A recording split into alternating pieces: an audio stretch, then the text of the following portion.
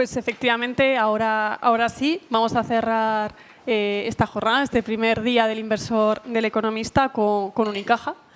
Y lo hacemos con su director de Relaciones con Inversores, que es Jaime Hernández Marcos. Bienvenido, Jaime. Buenas tardes. Quería preguntarte lo primero por las acciones de Unicaja, que al final es lo que preocupa al accionista. Siguen cotizando por debajo del valor en libros, no es el único banco al que le ocurre. Pero ¿por qué crees que todavía el mercado no acaba de mejorar esa valoración y no acaba de recoger lo que es el balance del banco? Sí, yo creo que ha mejorado, ha cambiado mucho, sobre todo desde finales del 2023, que veníamos cotizando, llegamos a estar cotizando a 0,4 veces valor en libros. Ahora estamos más cerca de 0, entre 0,7 y 0,8 veces valor en libros. Y la mejora progresiva que estamos viendo, sobre todo, tiene que ver con un cambio de escala en la rentabilidad del banco y también en la mejora de la rentabilidad o la remuneración del accionista, la rentabilidad por dividendo. Lo que a Unicaja le pasa es que tiene una estructura de balance un poco diferente a la de otras entidades españolas y otras entidades incluso europeas. Tiene un exceso, la relación entre préstamos y depósitos es muy baja. Tenemos muchos más depósitos que préstamos y en un entorno de tipos de interés negativos, en el que el grueso de nuestros depósitos es de clientes minoristas, no les cobrábamos tipos de interés negativos y, por lo tanto, podemos decir que con los depósitos, con la principal masa del activo, perdíamos dinero, del pasivo perdíamos dinero. Y por el lado de los préstamos, teníamos el grueso de los préstamos a tipo variable y, por lo tanto, hacíamos muy poquito dinero. Eso significa que la rentabilidad se veía con una estructura de balance que, desde el punto de vista de liquidez, es muy holgada, porque tiene más depósitos que préstamos. Se veía muy mermada la rentabilidad con tipos de interés negativos. Esto está cambiando, ha cambiado, los resultados son mucho mejores, la rentabilidad por dividendo ha mejorado mucho y eso ha permitido que vayamos cerrando el gap que teníamos con algunas otras entidades y nos estamos acercando ya a esa valoración de NAV de valor en libros. Es verdad que, como decías, el dividendo ha mejorado mucho en los últimos años. En el plan que habéis anunciado recientemente hablabais de un payout del 60% y una rentabilidad del 9%, si no me equivoco. ¿Cómo se va a conseguir ese dividendo alto y qué puede esperar el accionista en cuanto a esa política de retribución? Sí, la mejora de la rentabilidad por dividendo es consecuencia sobre todo de dos cosas. Estamos generando mucho capital, tenemos una posición de solvencia muy holgada y eso nos permite haber aumentado el porcentaje de resultado que destinamos a dividendo. Veníamos pagando un 50%, la mitad del resultado lo destinábamos a pagar dividendo en efectivo y desde el año pasado anunciamos que lo íbamos a subir al 60%. Eso ya de por sí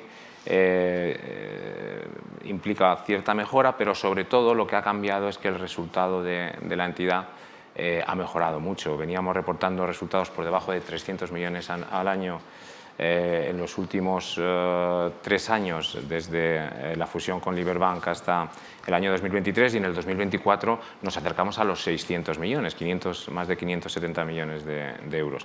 Esa mejora tan significativa del resultado, junto con el mayor porcentaje de dividendo que destinamos de resultado que destinamos a dividendo, hace que, por ejemplo, desde los 5 céntimos que pagamos de dividendo con cargo a los resultados del 2023, el año pasado, con cargo a los resultados del 2024, hemos pagado 13,5, 13,4 céntimos de dividendo.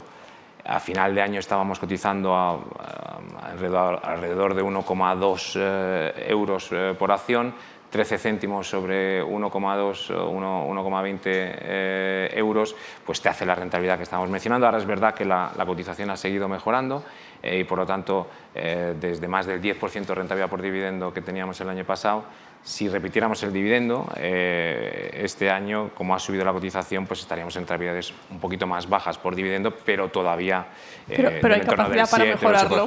Sí.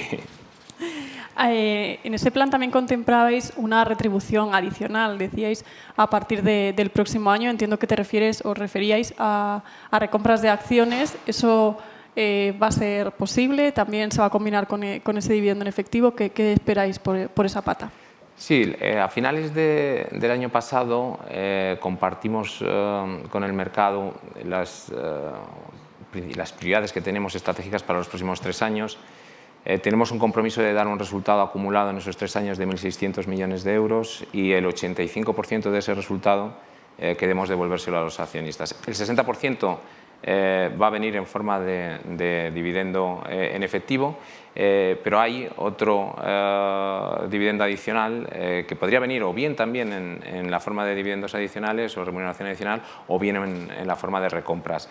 Si hacemos recompras, la idea es no hacerlas hasta el año que viene, concentrarlas seguramente entre el 26 y el 27, pero la idea, como decías, que incluso mejoraría la rentabilidad por dividendo que hemos ofrecido hasta ahora, sería destinar el 85% del resultado acumulado del año 25 al año 27 para remunerar a nuestros accionistas. Hablabas de ese crecimiento, de llegar a 1.600 millones en el trienio. Comentabais que eso era un 40% más que el trienio anterior. ¿En qué palancas vais a sostener este crecimiento ambicioso? Sí, yo creo que lo más importante o la mayor incertidumbre que podríamos encontrarnos por delante sería el entorno de tipos de interés, pero con las buenas noticias de que durante los 2 últimos años, con tipos de interés más altos o más normalizados, pues hemos aprovechado para hacer una serie de coberturas y aumentar el peso de activos que tenemos a tipo fijo. Al final, de los activos que tiene la entidad, hace unos años, con tipos de interés además en terreno negativo, el grueso de los activos estaban a tipo variable y por lo tanto devengaban una rentabilidad muy baja. Durante los 2 últimos años lo que hemos hecho es, por el lado de la cartera de deuda, aumentar la proporción que tenemos a tipo fijo. Casi el 90% de la cartera de deuda está a tipo fijo y por lo tanto no se verá tan mermada como en el pasado. Y luego también los préstamos de los clientes, que en el pasado pues, apenas un 30 o un 40% estaban a tipo fijo, hemos invertido esa relación y ahora mismo nos encontramos cerca del 60% de los préstamos en tipo fijo y eso nos va a permitir que durante los próximos 3 años, incluso con los tipos de interés bajando, como estamos viendo, que podamos defender un margen de intereses y unos ingresos muy estables. Comentabas antes que el balance de Unicaja es un poco particular por el tema de los préstamos y los depósitos, ese equilibrio, pero sí que estáis consiguiendo mejorar la rentabilidad del banco. ¿Qué objetivos hay en esa parte y cómo la vais a seguir mejorando, digamos? Sí, yo creo que todo lo que comentábamos antes al final se resume en el cambio de escala en la rentabilidad del banco.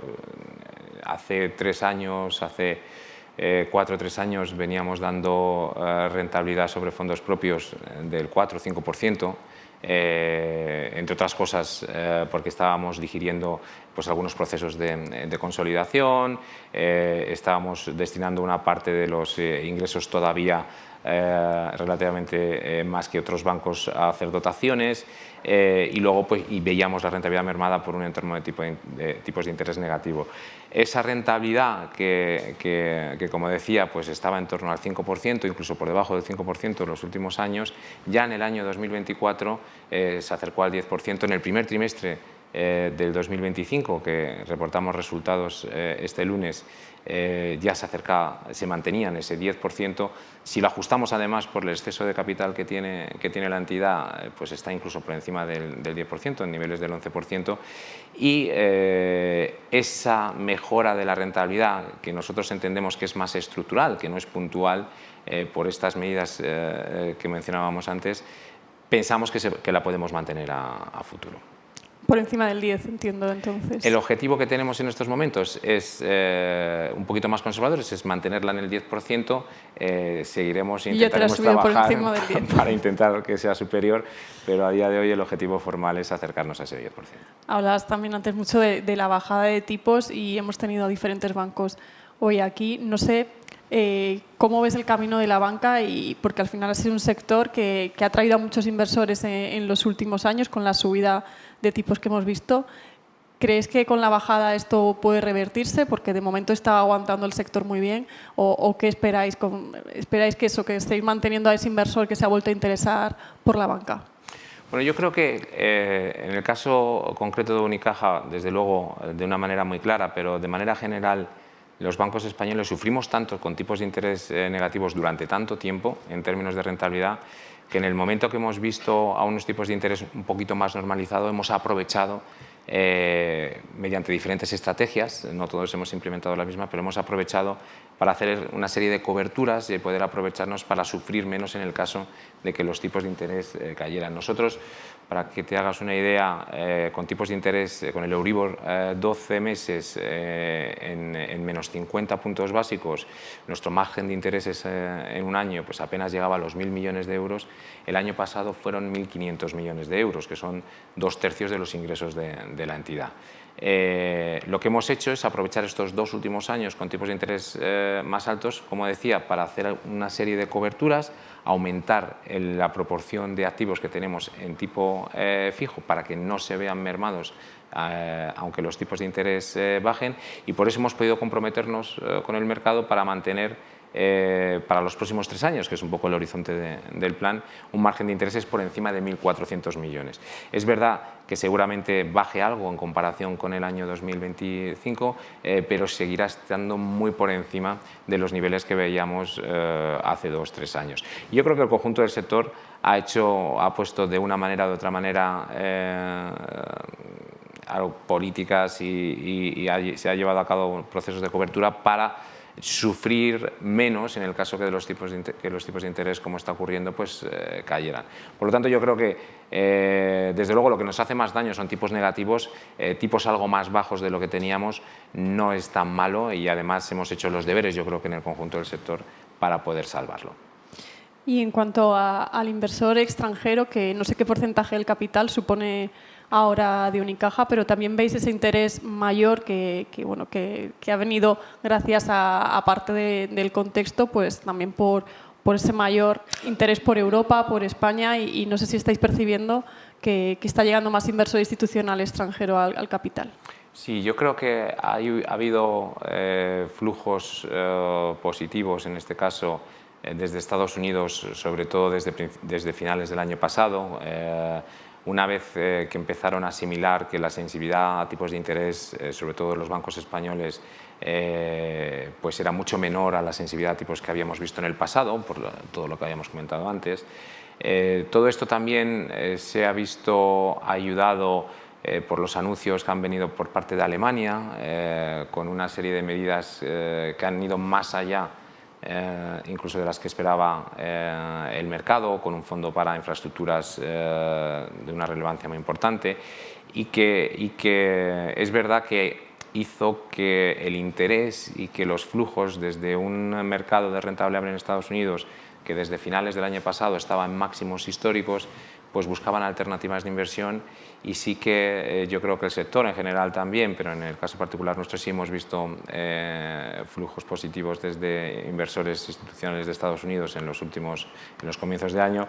Sí que es verdad, en las últimas semanas la situación pues ha cambiado un poco, ha habido muchísima volatilidad, tendremos que ver con un poquito más de tiempo cómo quedan esos flujos, pero como refleja la cotización, yo creo, y como refleja el mercado, aunque ha habido sustos desde el punto de vista de valoración por toda la incertidumbre que conlleva los anuncios de tarifas por parte de Estados Unidos, yo creo que al final esos flujos de momento siguen siendo positivos y las cotizaciones en lo que llevamos de año lo están reflejando.